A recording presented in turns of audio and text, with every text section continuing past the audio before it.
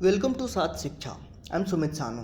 इस वोकैबाइट में हम ऐसे वोकैबलरी डिस्कस करेंगे जो सभी कॉम्पिटिटिव एग्जाम्स के लिए इंपॉर्टेंट है और आपको इससे स्पोकन इंग्लिश में भी हेल्प मिलेगी।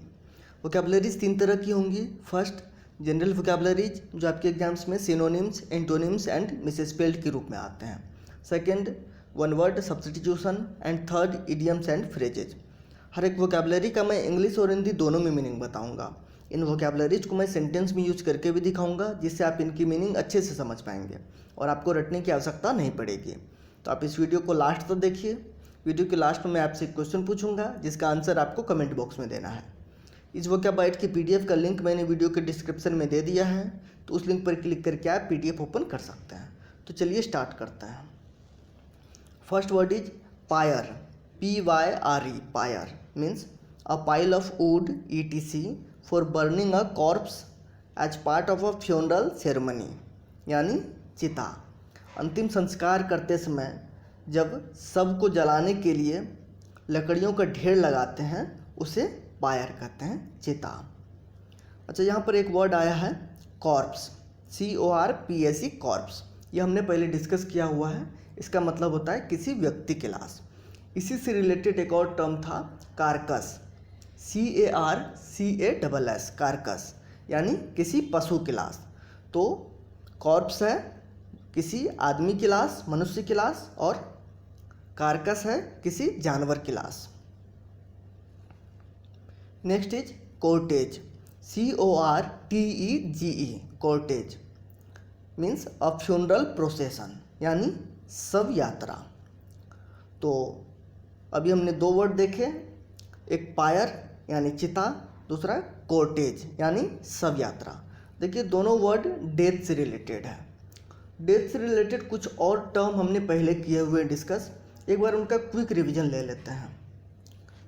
एक वर्ड था सिमेट्री, यानी ऐसी जगह जहाँ पर लाश जलाया जाता है, उसी को ग्रेवयार्ड भी कहते हैं। इसी से रिलेटेड एक और टर्म था क्रीमेटरी या क्रीमेटोरियम, ऐसी जगह जहाँ पर लाश को जलाया जाता है। सिमेट्री में दफनाया जाता है और क्रीमेटरी में जलाया जाता है। एक था एपिटैफ, यानी कब्र पर जो शब्द लिखे जाते हैं उसे एपिटैफ बोलते हैं। एक यूथनेजिया, यानी इच्छा मृत्यु। ओबिचुअरी मीन्स शोक संदेश जो पेपर में छपता है, किसी व्यक्ति की मृत्यु की सूचना। और एक था डेथ नेल, यानी मौत पर बजने वाली घंटी।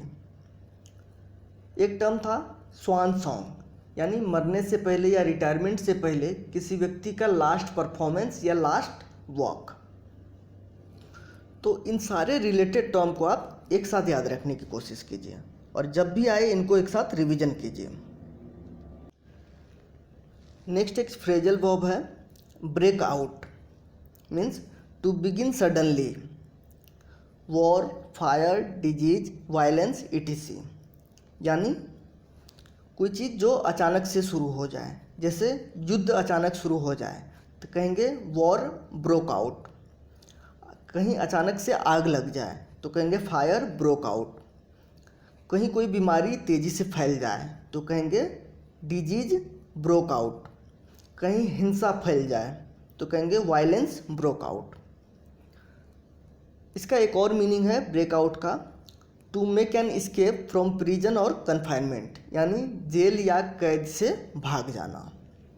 ब्रेकआउट को सेंटेंस में देखते हैं। कोविड-19 broke out from the Chinese city of Wuhan. कोविड-19 चीन के वुहान शहर से फैला, यानी वहाँ से शुरू हुआ। A prisoner broke out of this jail, एक कैदी इस जेल से भाग गया। तो ब्रेकआउट का 2 मतलब है। एक तो कहीं कोई हिंसा फैल जाए या कोई बीमारी फैल जाए, कहीं आग लग जाए तो वहाँ पर ब्रेकआउट वर्ड यूज करेंगे। और दूसरा, कोई कैदी जेल से भाग जाए तो वहाँ पर ब्रेकआउट वर्ड यूज कर सकते हैं। अच्छा, ये जो फ्रेजल वर्ब है ब्रेकआउट, तो ब्रेक से रिलेटेड कुछ और फ्रेजल वर्ब हमने पहले डिस्कस किए हुए हैं। एक था ब्रेक डाउन, उसका मतलब होता है कोई मशीन ख़राब हो जाना, काम करना बंद कर देना। या इमोशनली टूट जाना और रोने लगना। दूसरा फ्रेजल वर्ब था ब्रेक इनटू, यानी किसी जगह पर ज़बरदस्ती घुस जाना चोरी के पर्पस से। तो ब्रेक से रिलेटेड इन सारे फ्रेजल वर्ब को आप एक साथ याद रखिए। Next is treason, TREASON। Treason means being disloyal to your country by helping country's enemies, यानी देशद्रोह। देश के दुश्मनों की सहायता करके देश के साथ गद्दारी करना उसे ट्रीजन कहते हैं। इसको सेंटेंस में देखते हैं। महाराष्ट्र नवनिर्माण सेना said that Kangana Ranaut should be charged with treason for comparing Mumbai to POK। Maharashtra Navnirman सेना ने कहा कि मुंबई को POK से तुलना करने के लिए कंगना रनौत के ऊपर देशद्रोह का मुकदमा चलना चाहिए। A convict of treason can be punished with death और लाइफ इम्प्रिजनमेंट। कन्विक्ट वर्ड हमने डिस्कस किया हुआ है। जब किसी के ऊपर कोई आरोप सिद्ध हो जाता है तो उसे कन्विक्ट कहते हैं। तो a convict of treason can be punished with death और लाइफ इम्प्रिजनमेंट। तो देशद्रोह का जिसके ऊपर देशद्रोह का आरोप सिद्ध हो चुका है उस व्यक्ति को मृत्युदंड या आजीवन कारावास की सज़ा दी जा सकती है। तो ट्रीजन का मतलब हो गया देशद्रोह। Next is sedition, SEDITION, सिटिसन। ये वर्ड ट्रीजन से ही रिलेटेड है, एक जैसा ही है और इसमें बहुत ज़्यादा कन्फ्यूजन होता है। आप कहीं अगर ट्रीजन सर्च करेंगे तो आपको उसके सिनोनिम में सिडिसन दिख सकता है, लेकिन इन दोनों का मीनिंग एकदम सेम नहीं है, दोनों में काफ़ी डिफरेंस है। तो दोनों में डिफरेंस क्या है?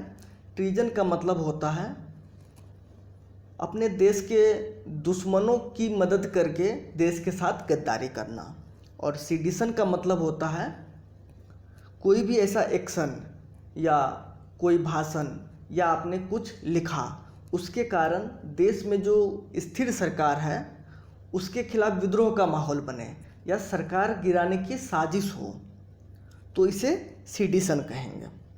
तो दोनों में ये डिफरेंस है कि ट्रीजन में वहाँ पर देश के दुश्मनों की हेल्प करते हैं और सिडिशन में देश में जो सरकार है उसको गिराने की कोशिश होती है।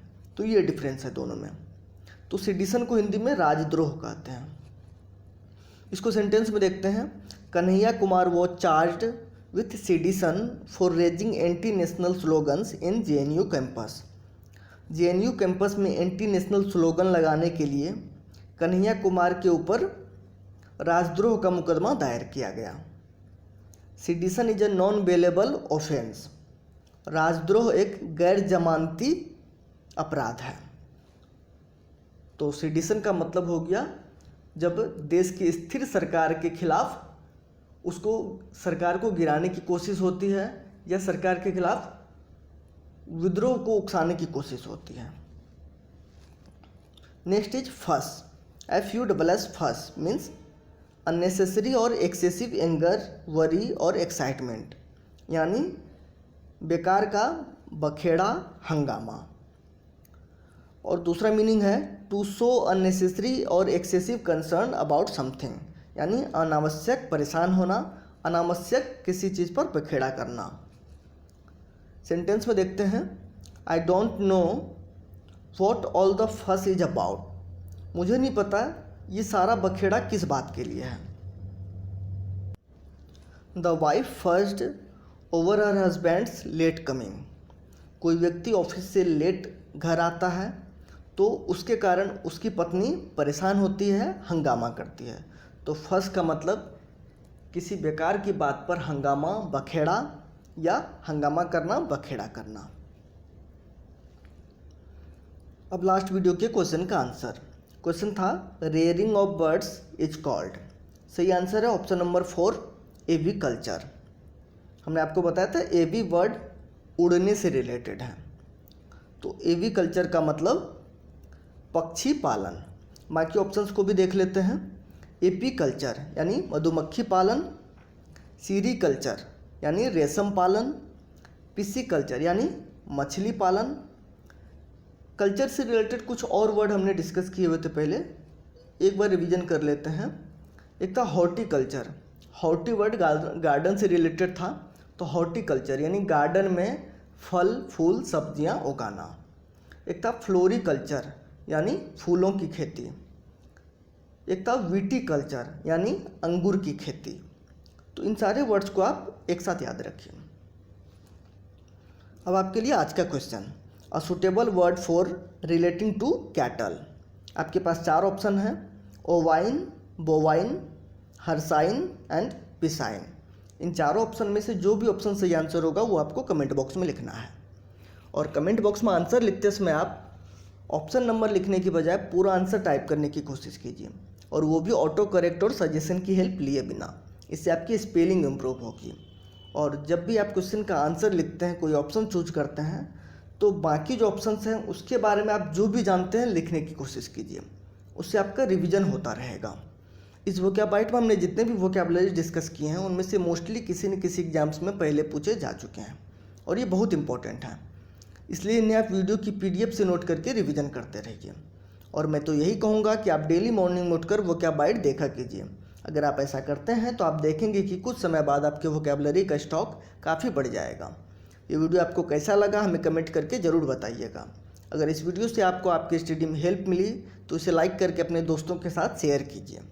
अगर आपने अब तक भी सार्थ शिक्षा को सब्सक्राइब नहीं किया है तो सब्सक्राइब करके बेल आइकन प्रेस कर लीजिए, ताकि नेक्स्ट वीडियो की नोटिफिकेशन आपको मिलती रहे। Thanks for watching.